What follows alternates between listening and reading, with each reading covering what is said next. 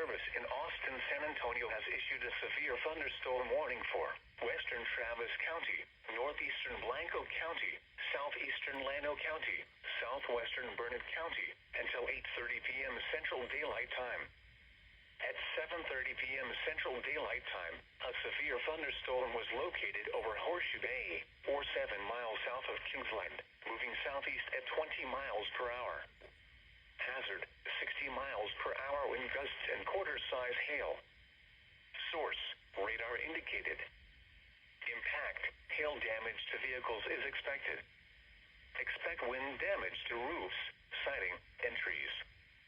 Locations impacted include Marble Falls, Round Mountain, Lago Vista, Granite Shoals, Horseshoe Bay, Meadow Lakes, Highland Haven, Spicewood, Cypress Mill, Pedernales Falls State Park, Briarcliff, Cottonwood Shores, and Sunrise Beach Village. For your protection, move to an interior room on the lowest floor of a building. Torrential rainfall is occurring with this storm and may lead to flash flooding. Do not drive your vehicle through flooded roadways.